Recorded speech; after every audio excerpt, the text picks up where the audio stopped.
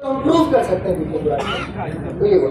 अब आइए चुनाव के तरीके पे कि मैंने पहले भी लिखा है, हसरत मोहानी बेचारे बोलते हैं खड़े होकर के, और काफी लोग बोलते हैं कि अगर तुम प्रोपोर्शनल रिप्रेजेंटेशन नहीं दोगे तो हम छोटी पार्टियां बनाएंगे कैसे? बना ही नहीं सकते। हमको आना है 10% वोट, आपको आना है 40, इसको बोलेंगे तो टेरिटरी ऑफ द 30%। ये जो हमारा तरीका है इसको बोलते हैं territory of the 30%। First of the post का मतलब है एक खिता चुना जाए, उसमें बोला जाए कि जो आदमी सबसे ज्यादा वोट लाएगा वो ऊपर जाएगा। ठीक है, अब ऐसे हमने 500 हिंदुस्तान में कॉन्स्टिट्यूएंसीज बना दी। हर खित्ते में जस्ट इमेजिन, हर खित्ते में वोटिंग हुई 40-30-30 ABC 40-30-30।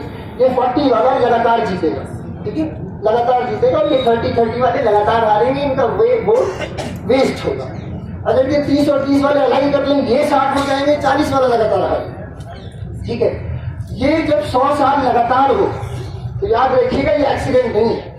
मैं तो बोलता हूँ कि एक्सीडेंट में भी ये नहीं होना चाहिए कि किसी कौम को या किसी ग्रुप ऑफ कौमों को नुमाइंदगी और पावर में शेयर 70 साल तक न मिल पाए, ये तो एक्सीडेंटली भी नहीं होना चाहिए। लिहाजा इन्होंने जानबूझकर बहुत मनोरंजक तरीके से किया, तो फिर आप इसको डेमोक्रेसी कैसे बोल सकते हैं? थोड़ा इसमें सोचने की जरूरत है। डेमोक्रेसी नहीं है। डेमोक्रेसी तब होगी जब मेरी पार्टी को 8% वोट आया है तो मेरी पार्टी को 8% शेयर होता लेजिस्लेटिव, समझ रहे हैं, एग्जीक्यूटिव में, हर जगह। मतलब ये थोड़े कि परमानेंट ऑपोजिशन करने को बैठेंगे। पटवारी ने पहले जनरल नहीं बोला था, जब 37 में यूपी में कांग्रेस ने मुस्लिम लीग से अलायंस करने को मना कर दिया, इन्होंने यही बात बोली थी कि हम परमानेंट ऑपोजिशन है, क्योंकि इन्होंने तय कर लिया कि इनको परमानेंट ऑपोजिशन रखना है। तो अगर आप पावर और लेजिस्लेटिव प्रोसेस शेयर करने को तैयार नहीं है तो ये डेमोक्रेसी नहीं है। तो इसलिए याद रखिएगा कि ये जहां हम फंसे हैं उसका सोल्यूशन सिर्फ नई पार्टियां या नए अलायंसेस नहीं, वो सब आर्जी मुश्किलों का हल करने के आर्जी वो इलाज है कि भैया आज गुजर जाए, ये साल गुजर जाए, 2024 गुजर जाए, इस तरह की बातें हैं।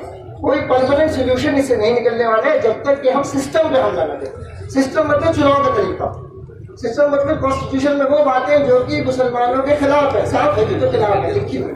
काउ प्रोटेक्शन एक चीज है उसमें, और हिंदुइज्म की डेफिनेशन दूसरी चीज है, दलित मुस्लिम वाला जो हिंदुइज्म की डेफिनेशन से फॉलो करता है वो तीसरी चीज है, और वोटिंग का तरीका चौथी चीज है। 4 चीजें तो कम से कम है जिसने आपको जगह दे रखा है एक तरह से। ये हुआ। अब आइए थोड़ा सा CAB NRC पे जो मेरी समझ है वो मैं बोल लूँ।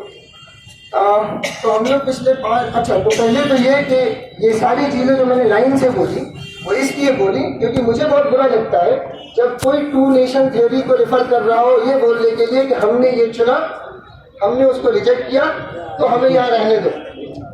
ये बहुत बेहुदा बात है, ठीक है, बहुत बेहुदा बात, क्योंकि मेरा हक है मैं किसी को वोट करूँ।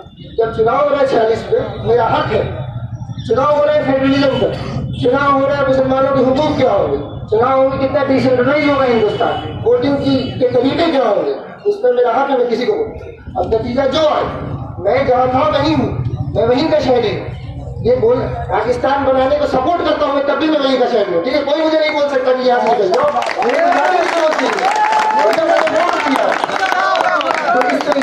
तो ये चीज याद रखिएगा। 2 नेशन को रेफर करना, मुझे नहीं पता हिंदू उसके बारे में क्या सोचते हैं, उसको आपको ही पता है क्या सोचते हैं उसके बारे में। मैं क्या सोचता हूँ मैं बता रहा हूँ। मुझे क्यों ये नुकसानदेह और मुझे लगता है बार बार 2 नेशन थ्योरी को याद दिलाना, या ये बोलना कम अज कम कि हमने जो वोट नहीं किया, पर आपको पता भी नहीं, आप झूठ बोल रहे हो, ठीक है, पता भी नहीं आपके दादा ने वोट किया है कि नहीं, ठीक है, तो इसलिए ना बोला करें ऐसी बात है। पहली बात ये तो खुद उनको मौका देता है हमला करने का। तो ये हुआ 2 नेशन को लेकर के। उसके बाद अब आइए कि 2 नेशन थ्योरी या बंटवारा एक जख्म, ठीक है, एक जख्म है जिसके बहुत सारे एक्सप्लेनेशन हैं, बहुत सारी क्रिटिसिज्म है, बहुत सारी जस्टिफिकेशन है, सब कुछ है। बंटवारा एक छोटी चीज होती तब ना भाई की समझ में आ जाती, और इत्तेफाक होता पार्टियों में। ये रिसर्च का मौजू है तो चलता रहेगा, पता नहीं कब इस पर बात बदलेगी और दिन बात आएगी। तो बंटवारा ऐसी चीज है जिस पर इत्तेफाक नहीं है, तो हम इससे दूर रहना चाहेंगे जब मसले कुछ और बात हो रहे हैं। जबरदस्ती घुसाना नहीं है टैंजेंट के, हमको बंटवारा भी याद है, ये हमारे लिए इररिलेवेंट है आज के डेट में। अच्छा, बंटवारे से फर्क क्या पड़ा है? बंटवारे से उल्टा फर्क ये पड़ा है कि हमारे जो सिटीजनशिप के कानून है, कवानीन है, वो कॉम्प्लिकेट हो गए, है ना, ये तो मान रहे हैं ना आप लोग। बंटवारा नहीं होता तो सिटीजन, या फिर फिनलैंड होता अगर, या कोई और कंट्री होती, तो इस तरह सिटीजनशिप के कानून में प्रॉब्लम ना होती जो मजहब वाली है। बंटवारे का असर